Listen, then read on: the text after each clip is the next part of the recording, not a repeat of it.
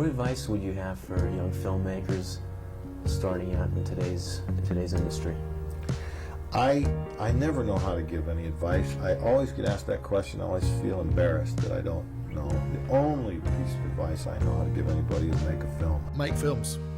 Make films, no matter what anybody says, and you'll be a filmmaker. So the advice is, if you want to direct. Do it.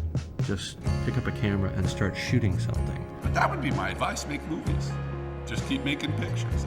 Just fucking do it, okay? Don't pay attention to the industry.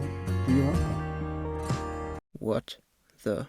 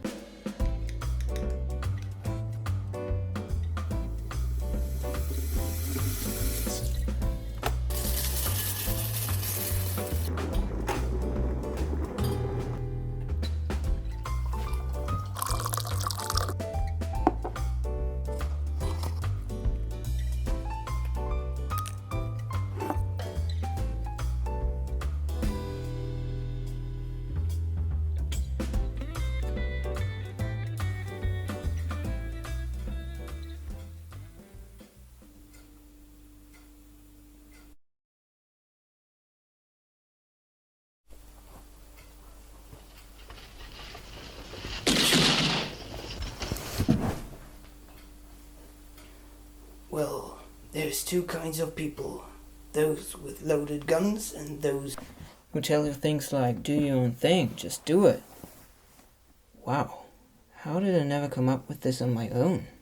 I mean, is it really that easy?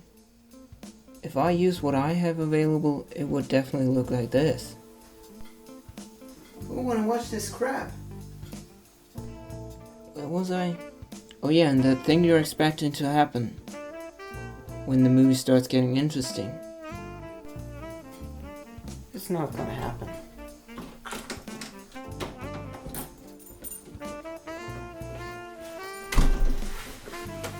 That's my little brother.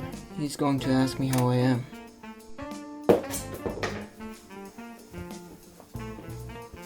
Not good. Pull out. Weißt du was?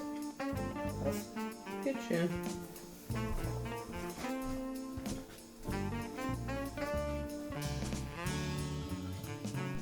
He's an idiot. Just like his brother. And yeah, we talk like that because we live in Germany, but also picked up some words from our parents and grandparents who come from Iran.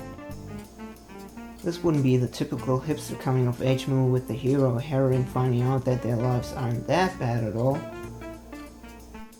Because they don't get what they wanted but get something even better?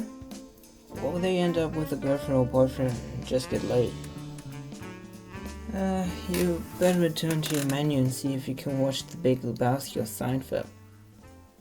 Much better choice than whatever this is. I would call it Who Does Nothing. Nothing at all. Starring Kevin Costner. Kevin Costner. Yeah.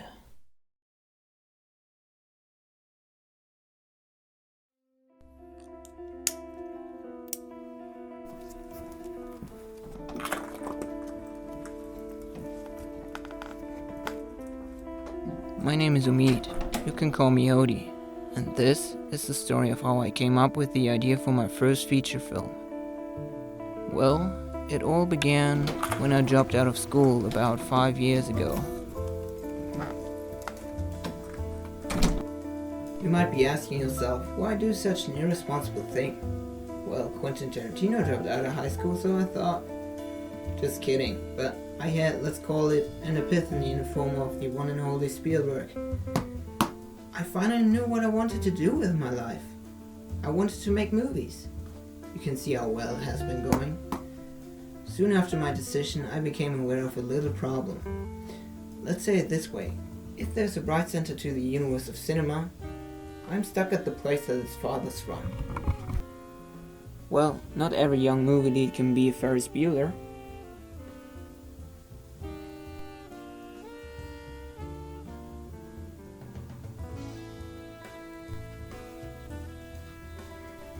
For those who noticed it, yeah, the wardrobe jaw dropped down on my toe one morning, and since then I keep reminding myself to repair it someday.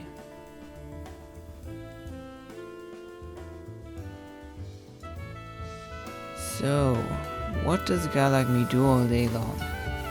Sometimes, for no particular reason, I begin to clean my room.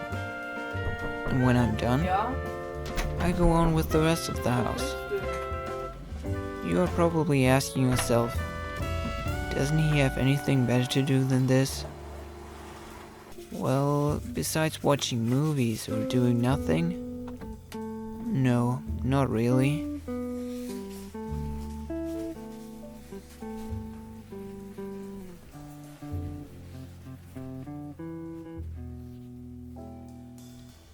What the hell am I doing here?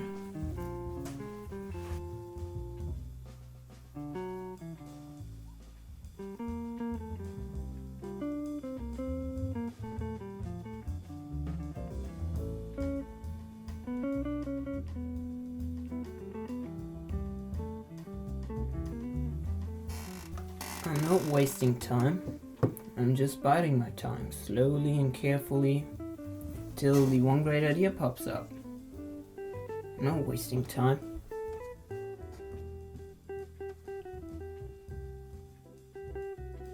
Oh yes, I do, and I've become really good at it.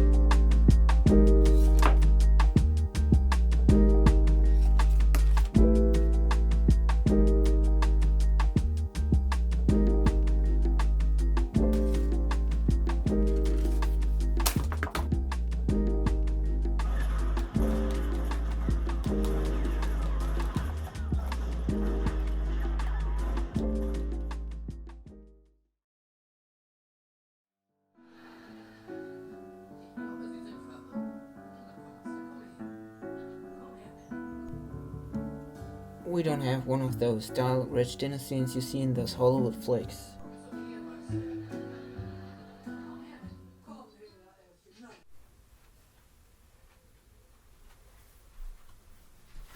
You can probably guess what I usually do for the rest of the evening. Let's say it all together.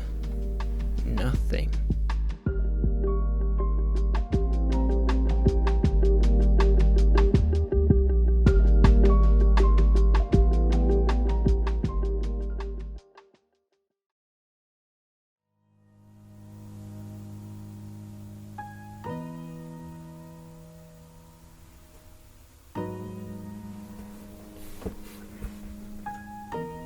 Michael Jordan is one of the ultimate real-life incarnations of the contradictory concept of the winning loser.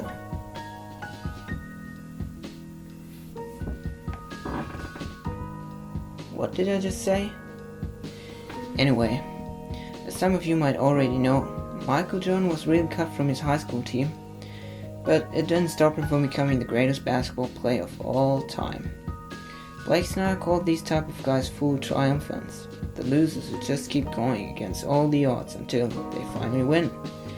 They are my favorite movie heroes. Chaplin, Forrest Gump, Blaine Meyer, Peter Parker, Wade Watts, Oh, and don't forget Elijah Wood's roles in both Faculty and The Lord of the Rings. The cool thing is, they really exist. In the history of cinema, they appeared both in front of and behind of the camera. Many of my favorite directors were outsiders before they found their way into the big league. You know what? Let me introduce you to a few of my real-life heroes.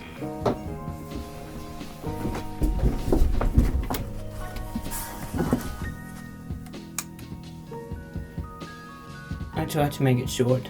Kevin Smith left his film school program halfway through, showed clerks over 7 nights at his workplace, a convenience store. Won the highest prize at the Sundance Film Festival. He went to Cannes and got picked up by the studio that, fucked up recently.